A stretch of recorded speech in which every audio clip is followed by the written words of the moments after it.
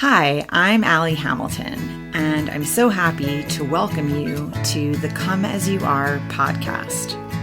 Every week, we'll be talking about some aspect of healing, usually around childhood wounds and complicated familial relationships. The topics will always coincide with my personal essay of the week, and this will be a place where we can take a deep dive together. I'm so thrilled you've joined me and delighted for you to always come as you are. Hi there. Hi there. Welcome to our talk.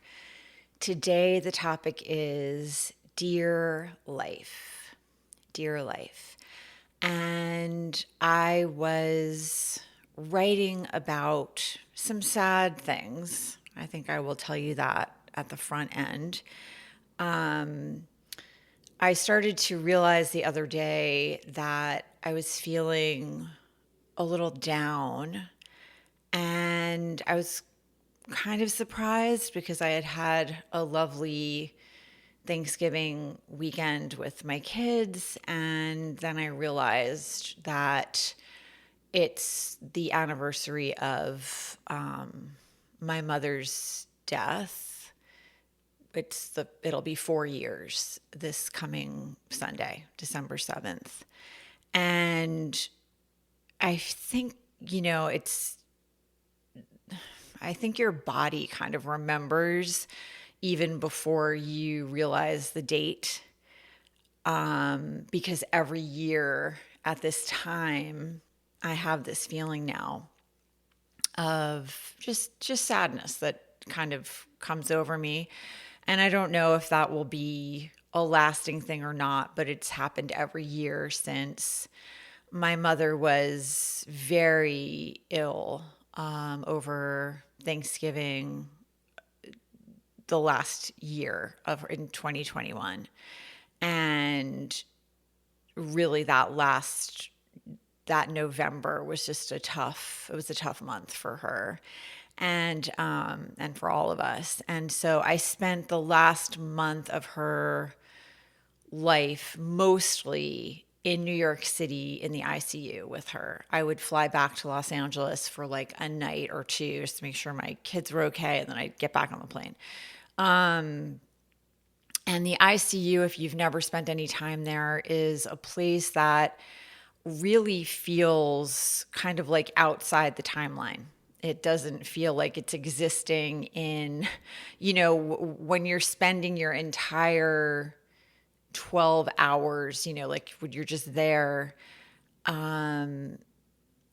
it's got its own particular lighting, and which it doesn't really matter if it's day or night. It's kind of like the lighting is the same. The sounds are the same. There's just like a beeping of different machines that are keeping people alive. In my mother's case, and in all the people, this was in, was the November and beginning of December in 2021. So there's COVID going on still. And so almost all of the people in the hospital rooms around my mother had COVID, were on ventilators. My mother had ALS. She got it out of nowhere, really. It was very shocking, and a diagnosis that she rejected for a long time. The last year of her life was so painful, and I couldn't go to see her because of COVID. And there were just a lot of things. I spent a lot of time FaceTiming and Zooming with her doctors. And there's more to the story. It's a big part of the memoir that I'm writing. So I'm not going to go into it too much, but there were a lot of really painful things that happened along the way. ALS is it's a degenerative disease, and it ravages people. It's very painful to love someone who is being afflicted with that particular illness. There's no good way to lose people, of course, but it's very painful to just watch someone lose their ability to speak, to swallow, to eat, to drink. So, yeah. In my mother's case, she was someone who was always very concerned with how things looked, making things look perfect on the outside. I think she felt like if she could do that, then it didn't, she could somehow prevent tragedy from occurring. She could prevent, she could just sort of like keep things, if they looked perfect, then they would be perfect somehow, or she could make it so that nobody was going to get hurt, or I just think she thought if she could control the way things looked, that was going to be something. And in the end, there was no controlling like how anything looked or felt, or she had no control over what was happening to her. She was completely dependent on the nurses. She was completely dependent on me. She was just completely dependent on the people around her to make sure she could do all the things that we all need to do in order to survive. And then even at the end, it was the machines that were keeping her alive.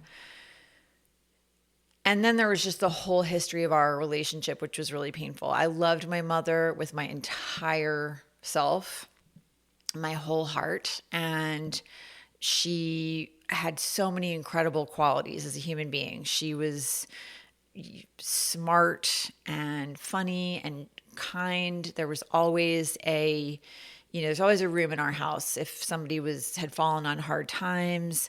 She was a lot of fun to be around.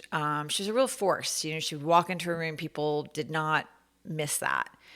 But she was also an alcoholic, and she had a lot of trauma. She lost her dad when she was 13. She lost her mom when she was 28, and I was writing about that as well. I was 4. My mother's mother was at our house every day from the time I was from the beginning, from the time she had me all the way until she passed away. She was either at our house or we were there. The summers I spent down at her house in the Jersey Shore with my cousins, who are all a little bit older, 4, 6, 8, 10 years older than I am. So it's the baby of the family. And my grandmother always made me feel safe and loved. She was very affectionate, Italian grandma, just like a hugger. She just grabbed me, and it was like the best place in the world to be. It was really interesting because my mother was not affectionate in that way. She was not demonstrative like that. She was not verbally one to heap on praise. And so they were very different. It's really interesting.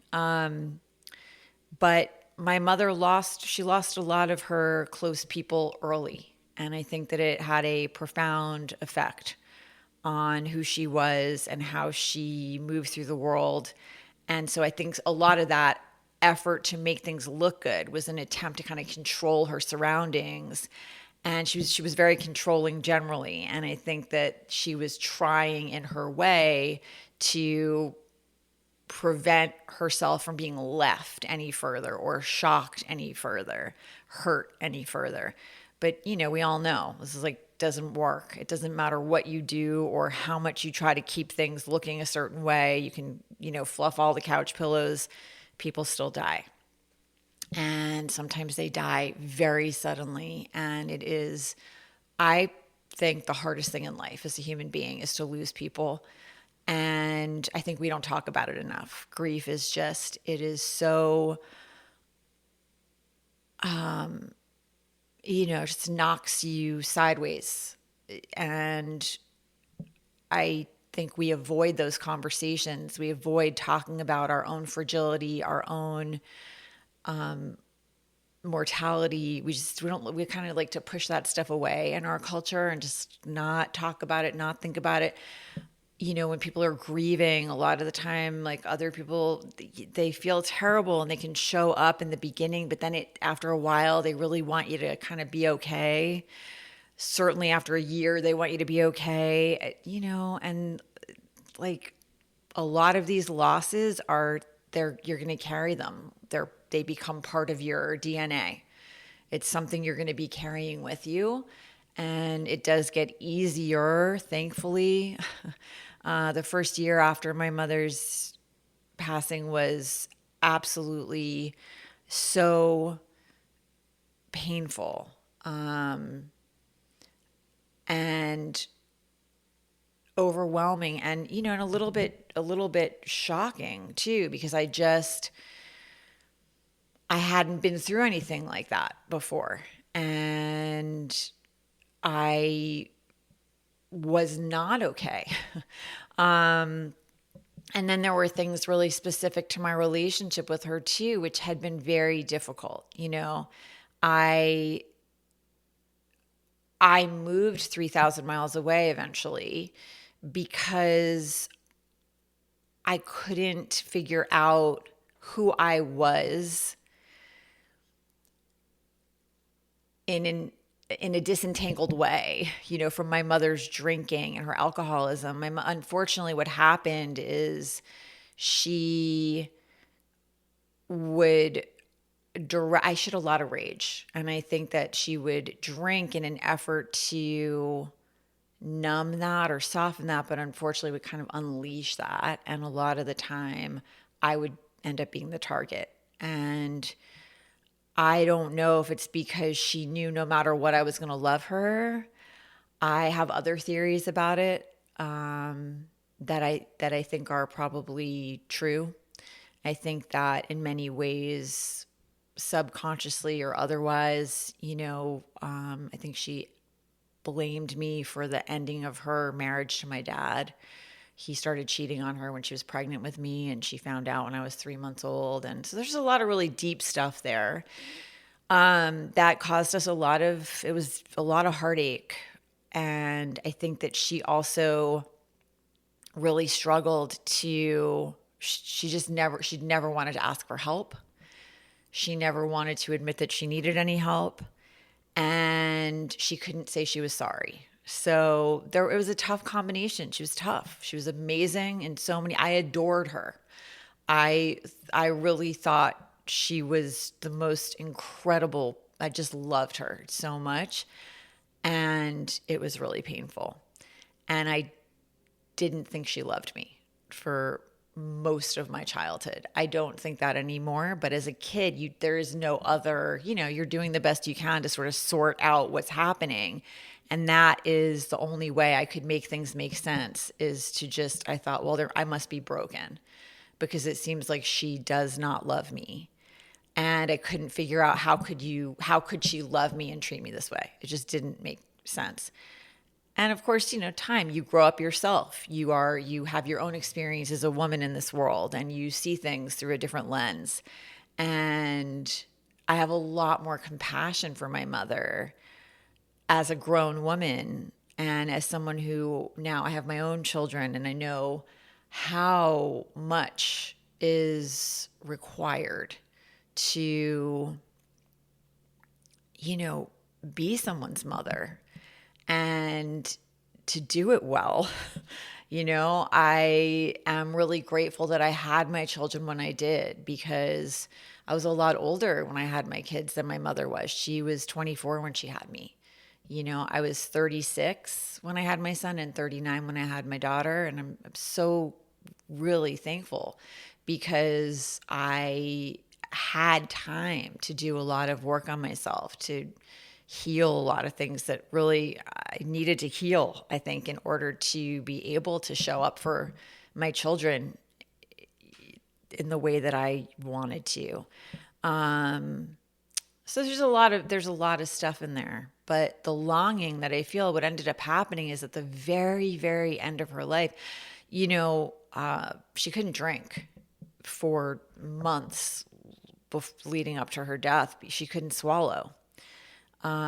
She ended up getting a feeding tube in August, and she passed away in December. So the last few months of her life, there was, absolutely nothing going in except what was coming through the feeding tube. But she couldn't drink anymore. And I think a lot of those coping mechanisms, for a while when she couldn't lean on that stuff, that created its own set of circumstances and things that happened in different ways she was lashing out. But eventually what happened there at the end is I think she just realized, I I was not going to be anywhere but right there with her and advocating for her and fighting for her and asking questions and not leaving her side. And, I had had so many years to kind of work through all of my feelings. And I didn't care anymore about what had happened. It didn't matter to me anymore. I just loved her. And I think in the end there, she realized that the trouble between us was mostly due to her drinking and her rage. And I think that there was just so much, thankfully, healing that happened in the last few weeks of her life. And it's so interesting because I feel like we really started talking when my mother couldn't speak anymore. That's when we really started communicating, on this other level that I had been longing for my whole life. And I am grateful that, even though there's 50 years there that we had together and really only 3 weeks of it were we the way that I always wanted us to be. And it's so unfortunate that it happened as she was dying and in the ICU, as I was losing her, I finally had her.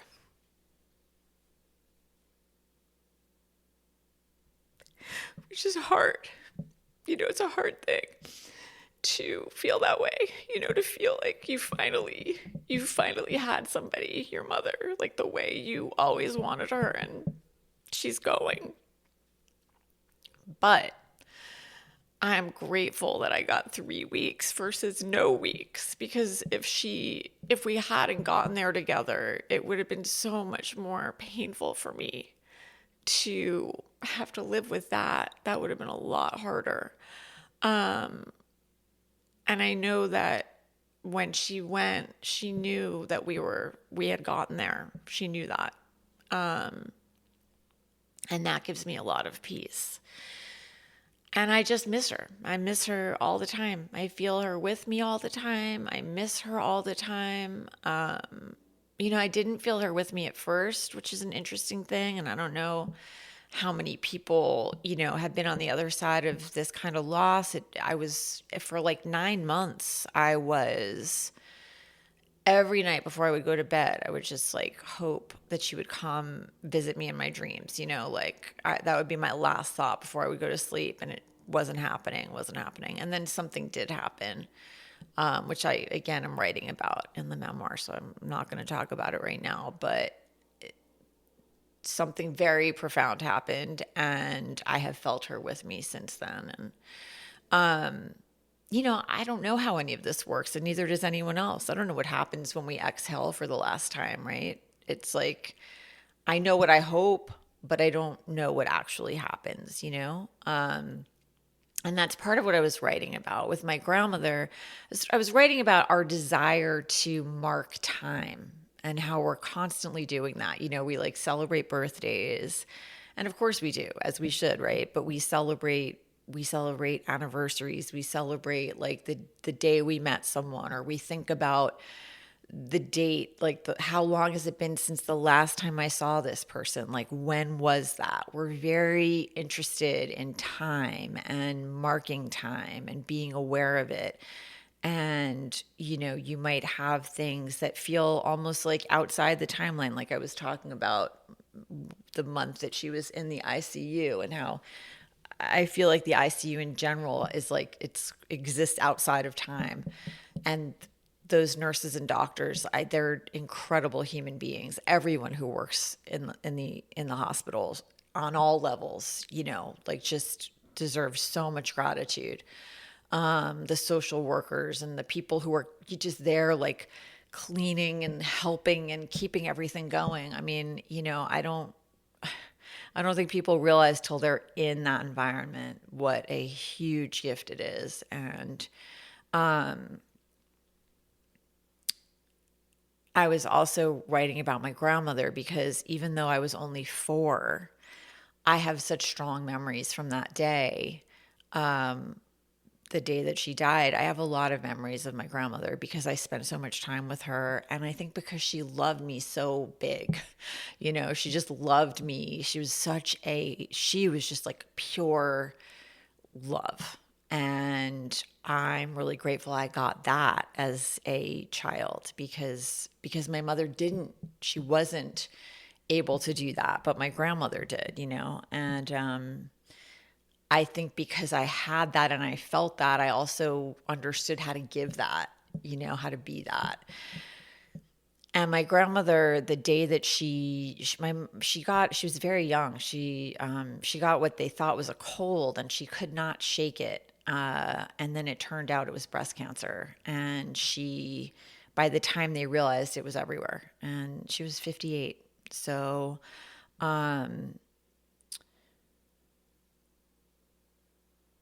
my mom and my dad had been like keeping up appearances that last year of her life because my mother didn't want her to be worrying about what was going to happen to her, to me after the whole thing there. So, but that last day we went to the hospital, and my aunt, my uncle, my cousins were there. And everyone was, nobody looked the way they usually, everybody looked sad and scared, and kind of like their faces were kind of like tight. And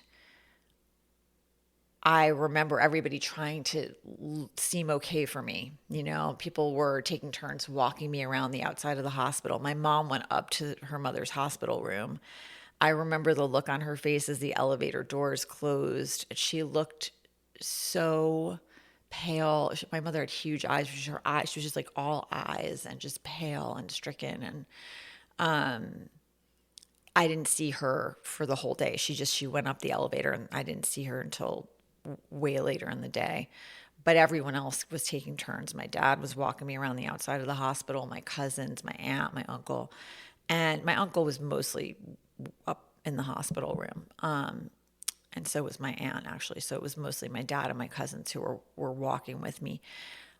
But there were these firethorn bushes outside the hospital, and they're like these. They're a shrub, and they've got kind of like a dark green leaf and these orange berries that come out in, I think, the fall and winter, and then they've got like a white flower in the spring. But I was picking these berries all day as we were walking around the outside, and I was just like smushing them between my fingers.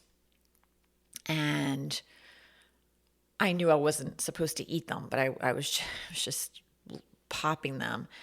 And by the end of the day, the palms of my hands were orange. And, for whatever reason, like, I will never think about the death of my grandmother, who I called Nanny, without thinking about those berries and the palms of my hands, and the faces of all the people I loved, and everyone was crying by the end of the day. And I knew she was going to heaven. That's what everyone was telling me. But I did not know where heaven was. I didn't know how I could get there or how I could visit her, or, I couldn't, I had no words for what was happening. And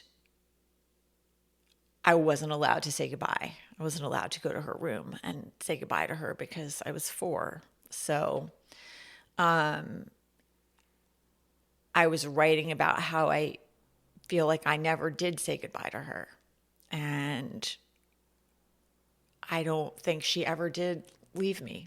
I have always had this feeling that she's with me. And her name was Evelyn. And so I was writing about that. And I was writing about what happens to me sometimes, which is I think when I had my son, and I was writing about this a few weeks ago, I had a very, very intense, difficult childbirth with my son, where it was touch and go for hours. And really, we could have gone either way, both of us. And I think that thankfully we're here.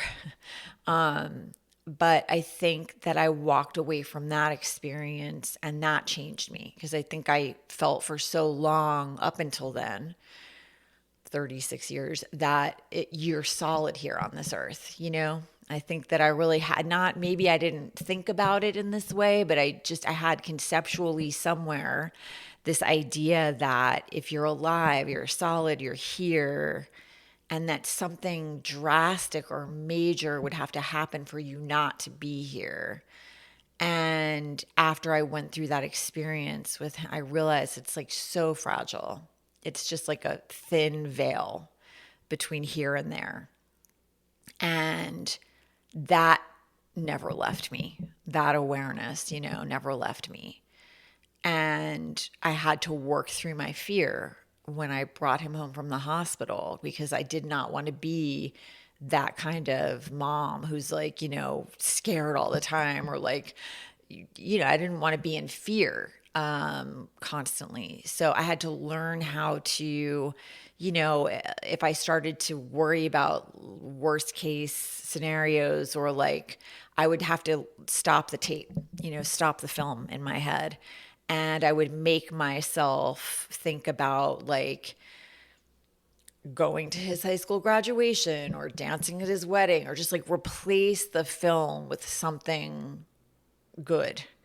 And I'm grateful that I worked on that, because what I have found, and maybe it is because I have lost a lot of people in the last few years, but I lost my mother at the end of 2021. And then my half sister passed away 6 months later. And then my dad passed away in July of 23. And, our family dog passed away in October of 24. It's just been a lot of, he was with us. He grew up with my kids. He was with us for 12 years. He's a member of the family. Like, it's just been a lot of loss and grief. And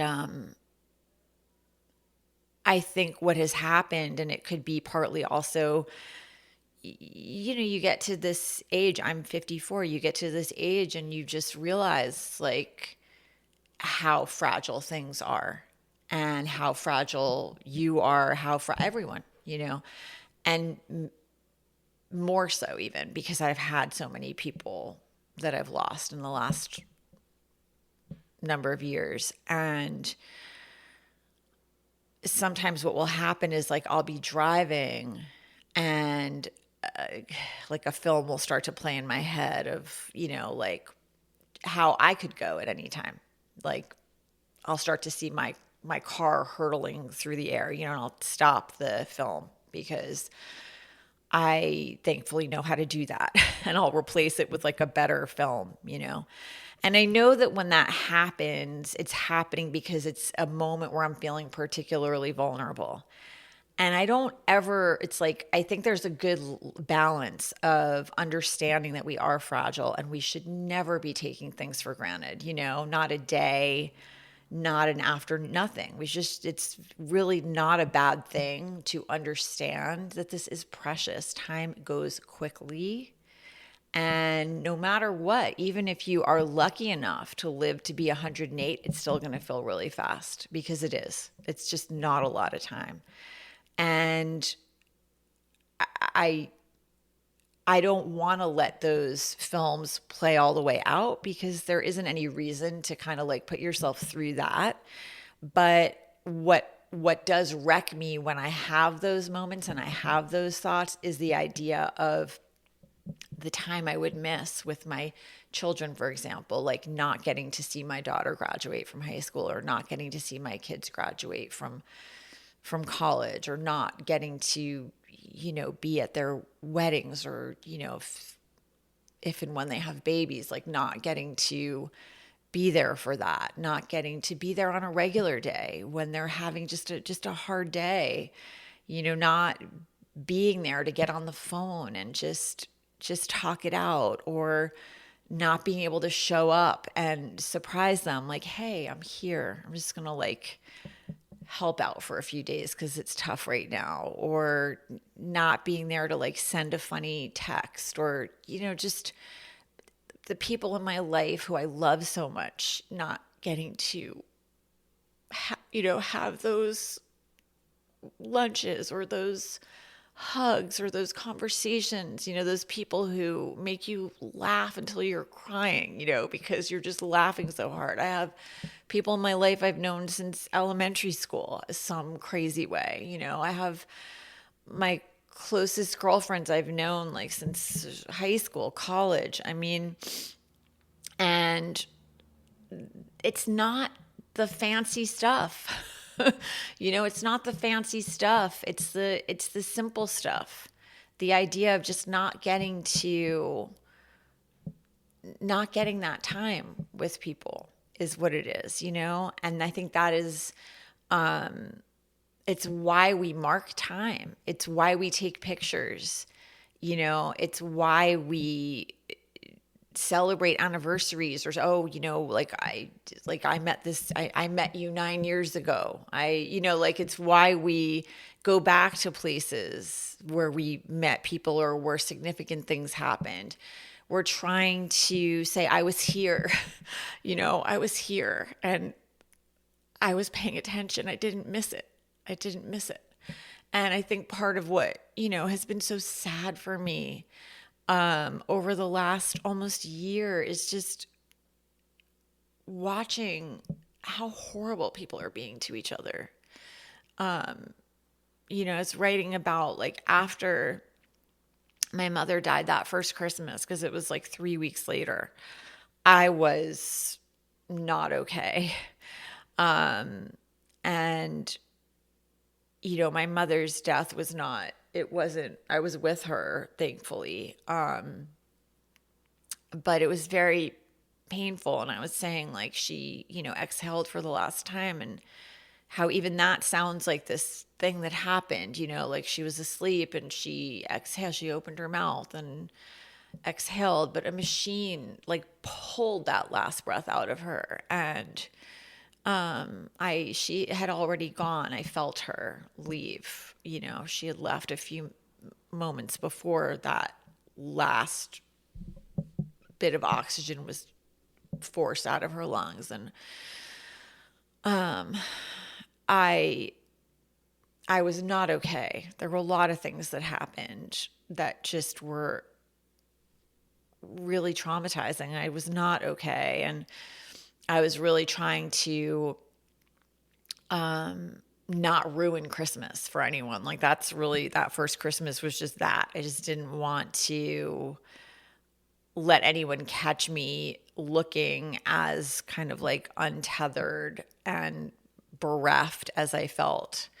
And I remember going to Trader Joe's one night, and there was holiday music playing and decorations everywhere, or whatever, and I was leaving the store, and I was pushing my cart toward my car, and there was this woman there, and she kind of, she was the same age. My mom died at 74. And this woman looked about her age and kind of like my mom, like put together. And, so came out of the store and she was there, and I noticed her, and she kind of she stepped to the side and said, oh, I'm sorry. And she wasn't in my way. So there wasn't, she didn't have to move. She said, I'm sorry, I'm waiting for my daughter. And it just like knocked the wind out of me, and I knew if I said anything, I would just start sobbing. So I just tried to like make my face kind of look, like a smile. And I walked by and I quickly unloaded my car, and I came back to put my cart back just in time to see her daughter come out of the store, and they looked like so much alike, like same smile, same eyes, like whatever. And I went right back into my car, and I was just making myself, like breathe in, breathe out, like breathe in, but I was trying to like slow down my breathing. And I was driving along Pico Boulevard, And I breathed in, and when I breathed out, just this like wail just came out of me. And I just like flooded with tears, and all the cars, like everything just became colors, like the lights of the car, and I pulled my car into a side street and I was just wailing. Like I just sat there until I had nothing left. And then I went home, and I think that it's part of the reason that it really is so heartbreaking and exhausting to see people who are, you know, it's like because you get such a short amount of time here to be spending it being cruel or, you know, it's unfathomable to me. It really is. It's to be saying things that are so ugly, and I don't even want to, like, it's like, I don't want to be spending my time dwelling on that. I don't want to be spending my time thinking about these people who are like, dominating the airwaves all the time with this vitriol and this racism and misogyny and it's just the bigotry and all of it. It's horrible. Like none of us need to be listening to that or hearing that, but it's impossible to avoid when it's the president of the United States, unfortunately, and all the people he's brought along with him dominating the news cycle, dominating the airwaves, dominating the internet. You're just hearing this stuff and you're seeing things. People are being treated terribly. It is so sad to me because it's so fleeting, everything here. It's so fleeting. We get so little time. And, using your time in that way to further that kind of thinking and speaking and, it's such a waste. It's such a waste of the gift of time that any of us are given, that it breaks my heart, I think, a little bit extra to see that. It's just incredibly sad to me. And I was writing about like when I am trying to kind of like flip the tape, like I don't want to let the credits roll on some horrible imagined, way that I could just suddenly not be here anymore. I'll try to imagine myself like as an old woman, like I'll try to get that vision in my head of like going to the beach with my grandkids and, being an old woman with like wild, long gray hair. And I was writing about like that it would be wild and long because I don't buy into those like rules about like, oh, old women can't have long hair. Like, that old women can do whatever they want because if you make it to be an old woman in this world where so much is asked of you. I think about my grandmother and my mother and like all the women, in my family, right? And all the women I know, all the women in my life.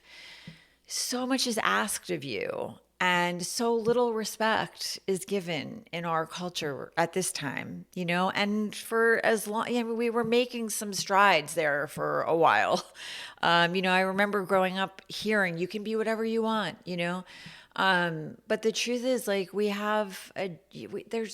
had so much work to do. We were not where we needed to be. And now it's like things are moving backward. It's so painful to watch and to be there's no way not to fight against that. I have a daughter in this world, and it's just so sad to even be in that position that this is where we are. It's so unevolved to be, talking about just basic human decency. It's so disappointing that this is the level of conversation that we are having when life is so precious. And